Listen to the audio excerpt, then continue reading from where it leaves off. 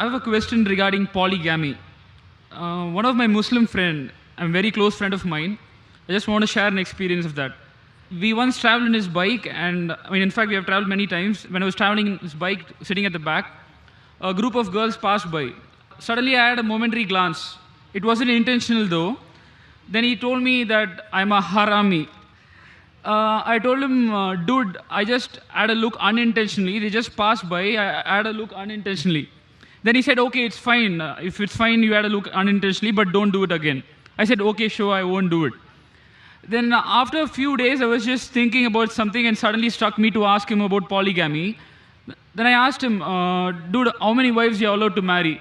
He said, like, I can marry 4 wives.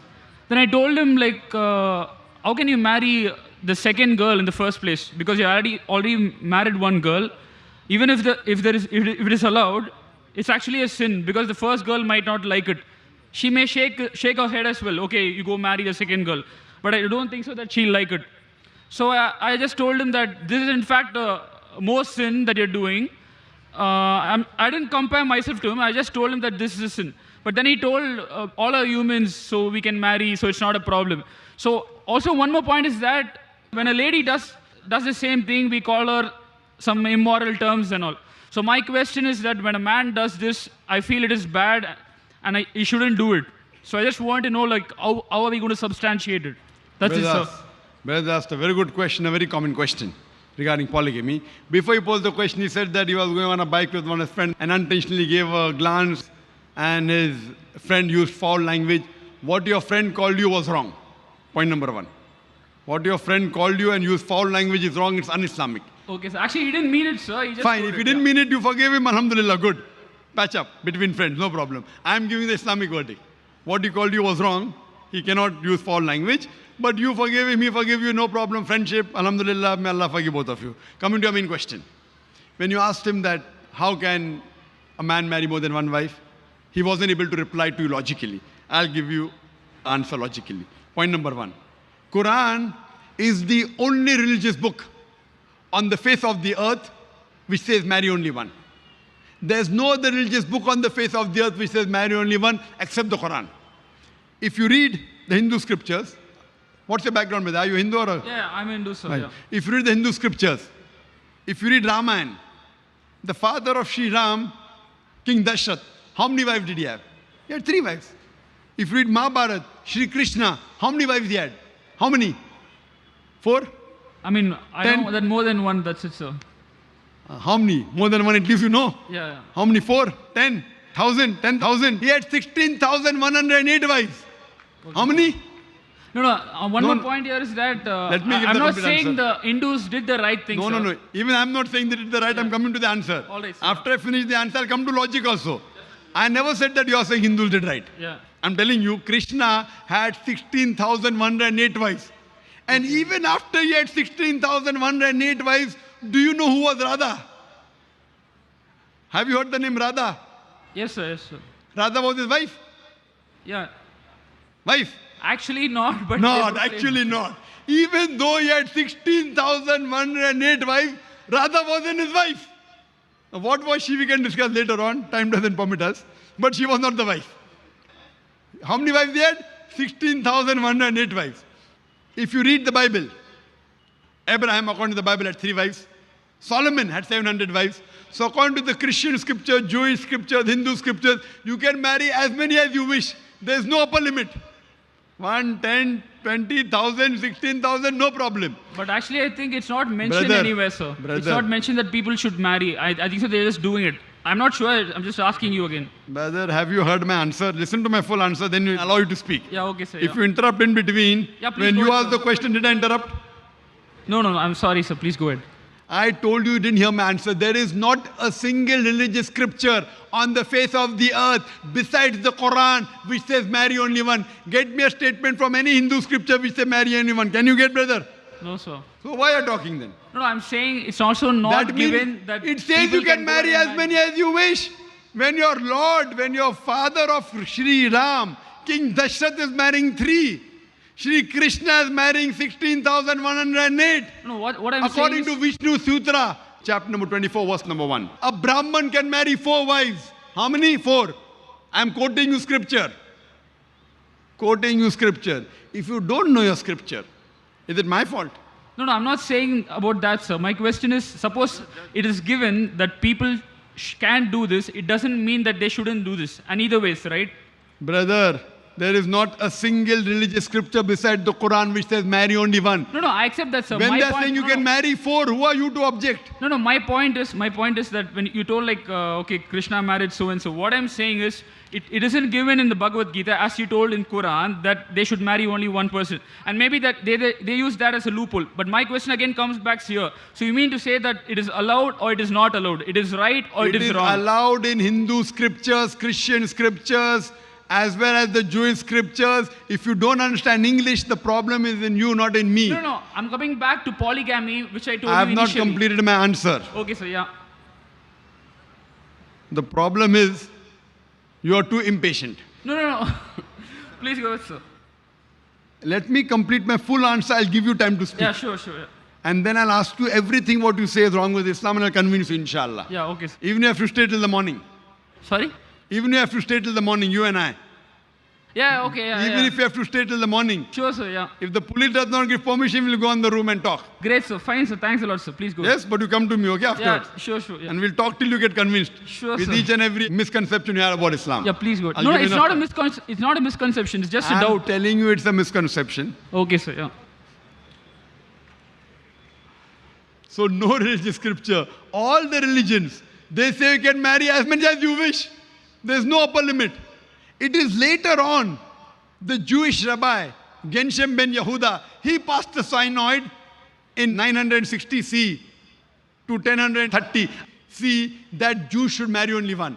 Till as late as 1950, the Jewish people living in Muslim communities known as Sephardic, they used to marry more than one. It is later on in 1950 that the chief rabbi of Israel, he passed a synod that Jews should marry only one. It is the Christian church which has put an upper limit that Christians should marry only one. According to the Bible, you can marry as many as you wish. When Abraham could have 3 wives, it never said he did a sin. When Solomon could have 700 wives, it never said it is a sin. So who are you and me to object? When the messengers are marrying many wives, it is an example we should follow. That means the other scriptures are encouraging. You marry as many as you wish. If you can't understand the language of the scripture, the problem is in you, not in me. In the Hindu scriptures, you can marry as many as you wish. It is the Indian government which passed a rule in 1954 and the Hindu Special Marriage Act that Hindus should marry only one. Otherwise, the scriptures say you can marry as many as you wish. If you read Women in Islam, a government report which gave us statistics on page number 66, 67, the percentage of Indians who married more than one wife, polygamous marriages, between 1951 1961, Muslims did 4.31% polygamous marriages. Hindus, 5.06. So in India, more Hindus are marrying more than one woman than Muslims. Though the Indian government gives permission for Muslims to marry, to the Hindu it is not allowed. Imagine if the government gives permission for Hindus to marry more than one wife, what will the percentage be? I don't know. Now coming to the logical aspect. What does Islam say? As I mentioned, the Quran says in Surah Nisa, chapter number 4, verse number 3, marry women of your choice in 2s, 3s or 4s, but if you can't do justice, marry only one. This statement, marry only one, is only given in the Quran and no other scripture. It says, marry women of your choice in 2s, 3s or 4s, but if you can't do justice, marry only one. So marrying more than one wife in Islam is not compulsory, it is optional. But if you marry more than one wife, and if you can't do justice between them, then you're in trouble. Let's try and analyze what are the logical reasons why Islam allows a man to have more than one wife. I can understand by your question, you are neither follower in Hindu religion, neither Christian, neither Muslim, correct?